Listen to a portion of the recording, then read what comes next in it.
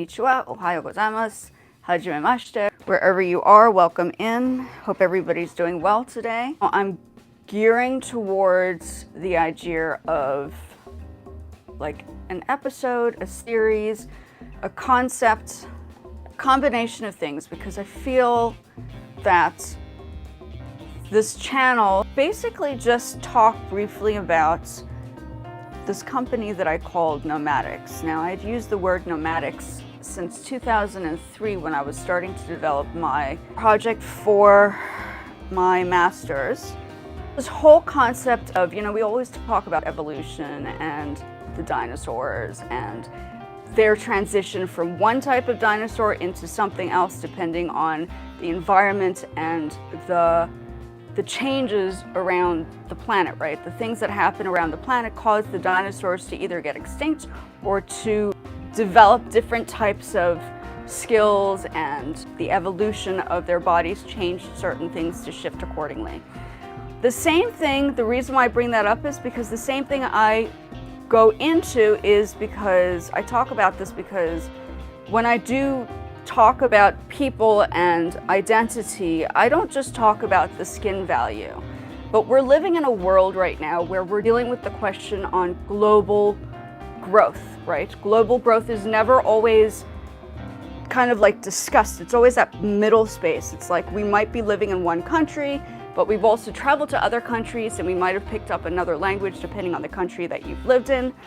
So there are a lot of people now within the industry, both within the arts and the fashion and the music, that have those kind of cross-pollination identity kind of situations. And I wanted to get more into that topic because it's never talked about. It's always like we always see the celebrities and we like see everybody like making these like successful movies and stuff, but we don't talk about how like the individual, like not like for instance, Charlize Theron, who I met, she's also South African. She's South African, but she's also like American, right? She's like lived in the United States now, and she travels and she deals with like movies, all of these things. Tyla, the same thing. She's now exploring and experiencing the world through a different element. She's not just recognized as South African, she's like a global identity. They're both no longer just South Africans, they're both global identities. So that is where I'm going to start this episode, is I'm going to talk about that space between. We're also going to bring up the conversation of Casey Lung. Casey Lung, as we know, created the Labubus, okay? Casey Lung created the Labubus, but he didn't create them to break into like the West. He was already technically like a Western person. He grew up in China, or he was raised in China for a little bit, and then he moved to the Netherlands. So he's like very European in how he goes about doing things. So that perspective between spaces and how artists kind of like migrate their arts into their own personal identity is what I'm going to be looking at for this developmental phase of this channel. Last video that I did was basically a video that brought in those different elements. Like I brought up Yamaha, and I brought up Sony, and I brought up Issey Miyake, and I brought up Ryuichi Sakamoto, because it's not just them as individuals. Now, every one of those individuals who created their own companies or identities in a larger spectrum actually had traveled within the 70s or 80s around the world doing different things, doing different projects. So, like myself, I didn't necessarily just grow up like people. Like, I have a bit of an accent. I know when I first moved back many years ago from South Africa when I was like a kid, I've moved like every 4 years I'd have to come back to the States, right? Because that's the embassy work. So I didn't work in the embassy when I was 4 or 5. My dad did. But I obviously had to come with the family to be present within the United States because that's part of how the embassy works, right? So the embassy became that central point. Wherever the embassy was, we had to go because of the job. And through that process, the education system was also different. And the language barriers were different, and the cultural differences were different. And from that experience, I realized this is a lot of stuff that people never talk about, because I don't know why it's not really completely discussed on social media. It hasn't been. I've looked for other people within like diplomatic services or people in the world of celebrities, because they never really talk about this, right? This is just that, like, it's just like everybody sees them on screen and they're like, that's who they are. But if you break the individual person down, you can see they have cultural differences. Maybe they speak Afrikaans, maybe they speak Tswana, maybe they speak Zulu, maybe they speak Japanese, maybe they speak Dutch, maybe they speak German. So we don't know from that angle. Like I just feel it's so important to really represent artists from their own personal like idea, like their own lifestyle, that I think it's important to kind of dive deeply into the arts, because that is technically what my channel is. I am an artist. I did my master's in the arts, and the research that I did was very advanced and very in-depth. South Africa's education system is much more complicated, for instance, than the American education system. I tried both. I studied in both worlds. I also studied in Japan. That's also complex. So by having the experience of learning different countries and cultural etiquettes, because cultural backgrounds have different etiquette, right? You begin to understand that there are things that might be missing in different places that one has experienced depending on what it is you're looking at. Two artists that I selected for my masters were Bernice Cyril and Moshekwa Langa.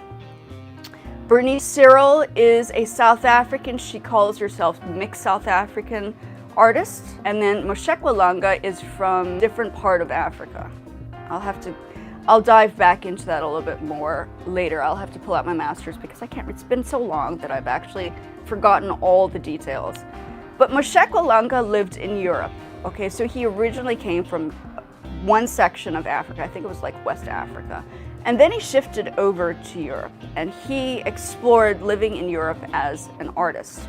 And there was something that was called the African diaspora, which is what you learn in South Africa, is you learn how the artists from Africa kind of were brought together by a named curator called Okwui.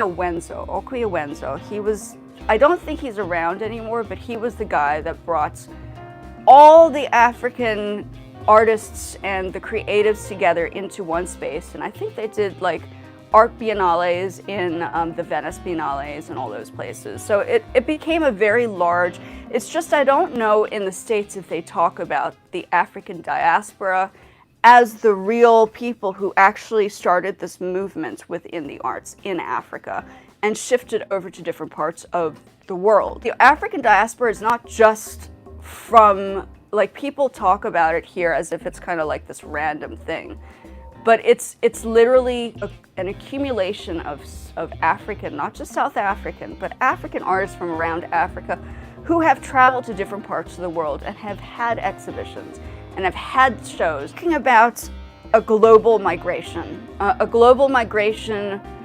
with individuals, because we're no longer just living, we travel, we go to different countries. Maybe we have family members that live in different countries, so we go visit them. So we're all kind of like in that between space, but we're never really talking about the between space. We're always trying to find identity as a skin value concept, which I don't think makes sense anymore because we're so mixed anyway, as everybody is, because not one person comes from one place, right? I think that's the whole intention of this concept, is that I think it's important that it's time now to kind of break down the arts and talk about individuals through their own experiences with the arts. So I will eventually go in depth with those discussions. I'm just opening up the doors for that. Ryuichi Sakamoto, maybe I go a little bit deeper into his particular work. Then you have Yoko Ono, and then there was another artist, I keep forgetting her name, it's so embarrassing. There's another Japanese artist that does all these dots. I'll have to go back to my notes. It's like right off the top of my head and I can't remember. So they're kind of like between those spaces, right? They're like they grew up in Japan, but they were like living. Some people were living in the States, and they were having exhibitions in different countries.